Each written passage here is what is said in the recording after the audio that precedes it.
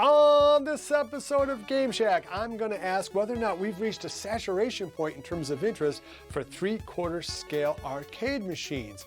What does this mean, if I'm right, to the used market? What does it mean for the prices already announced, games like Killer Instinct and Terminator, and what it means moving forward? All that and more coming up next. Hey everybody, welcome on back into the Game Shack, the world's smallest arcade. I'm your host, JDV. All right, so the reason why I'm making this episode is it's 2 days before Christmas, and I put my Pac-Man Namco Legacy machine up for sale on Craigslist and Facebook. Anyway, I thought I was going to get a bunch of responses just based on the other Arcade1up games that I've sold in the past. Other games I've sold in the past, including the 40th anniversary of Pac-Man, I got dozens of phone calls, all within a 24-hour period. I mean, literally dozens. The phone kept ringing. I kept getting texts. I've always been able to sell the Arcade1up machines that I was selling at my asking price. Well, flash forward to today, and 48 hours after I've put this up for sale, again, just a few days before Christmas, when presumably interest would be very high in a cab like this, I've only gotten one interested buyer, and he wants to buy it for $125 less than I'm asking, which is a hard no because I do like that cab. That got me thinking, well, geez, is this like this in other places around the country? Are we seeing a sort of a leveling out point in terms of interest in these 3/4 scale cabs? And if we are, what does that mean? Does that mean it's going to be harder to sell your cabs moving forward? Or yeah, you'll be able to sell them, but you're going to have to be selling them for about half of what you might have been able to sell them for last year? Or no, maybe this is just a localized thing. But part of the reason I don't think it's just here, and I live in the southeastern Michigan, Detroit area of the world, is that I looked at Best Buy's pricing guide. Okay, so I want to make sure I get this right. Right now in Best Buy, December 22nd, 2021, Turtles in Time, which was just released, what, a month or two ago? $100 off. Class of 81, same thing, $100 off. Golden Axe, $100 off. We've seen Big Blue be $100 off. Perhaps most interesting of all, the $700 Simpsons cab is now going for $529 pickup at Walmart right now. Well, that's a huge price decrease from considering it has only been on the street, I don't know, a month or two, maybe 3 months tops. There really can't be that many of those cabs out there, and yet we're seeing almost a $200 price cut on that machine right off the bat. So that makes me think that maybe the interest in these cabs will only go so far, and you can only charge so much money for something like this. I think a part of that is a generational thing. Yes, if you're in your 30s, 40s, 50s, or 60s, you probably have a great interest in arcade games. But if you're in your early 30s or 20s or teens, you probably have no nostalgia for these games at all, and you are much more willing to spend that $500 you have burning a hole in your pocket on something like a PS5 or a new Xbox, as opposed to a 2-game only Simpsons cab. Well, what does this mean going forward if I'm right, if you're experiencing the same kind of thing?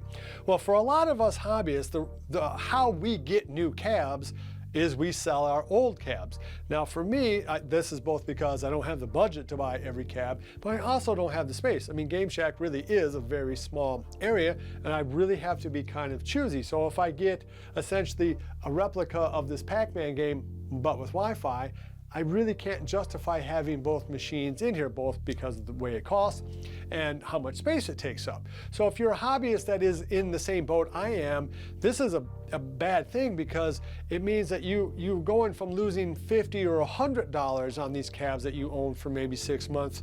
Oh no, now you're losing $200, $250, or $300 on this, and that makes it a lot more bitter pill to swallow if this is how you stay in the game, so to speak. But it's not just the used market that I think will be affected. I think that this is going to affect the pricing on these new cabs coming particularly from Arcade1up. We've already seen it in Simpsons, we've already seen it in Big Blue, we've already seen it in Class of 81. I'm almost certain that we're going to see it in the Terminator game. There's no way that that game stays at $700 for very long, because A, it doesn't have anywhere near the same fan base as something like a Buck Hunter, and it only has one game. And the playthrough on that game is, I think, 15 minutes, something like that. You can win that game certainly in less than a half hour. Has almost no replay value in terms of that. The Killer Instinct obviously is going to sell because there are some super die-hard fans, and they're going to buy that cab even though it reportedly does have some problems.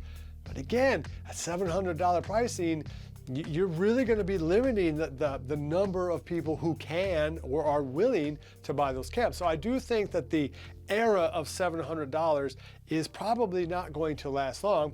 Maybe in part because of the rumored Pro line.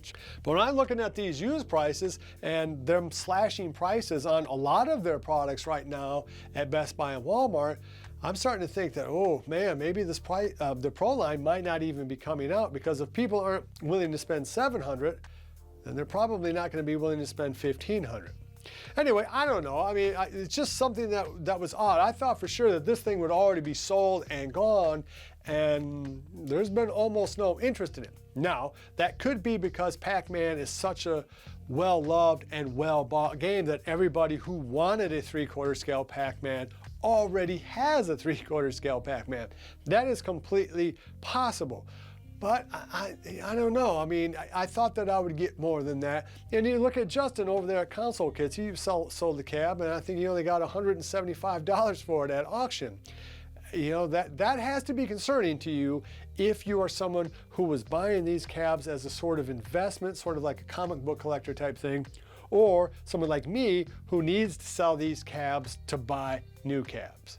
Well, what do you guys think? Are you experiencing the same kind of thing where you live, in terms of you're seeing not a lot of cabs for sale and not a lot of interest in these cabs? Do you think I'm right about Arcade1up dropping off of these $700 prices after the Christmas season is gone, or after a game's been released for a month? I'm really interested in knowing what you guys think about this.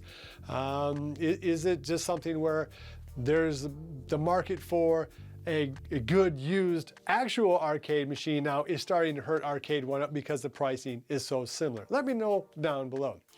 All right, well, I hope you liked this video. Give me a thumbs up if you did. Please, please, please subscribe to the channel if you haven't already. It really would mean a lot to us.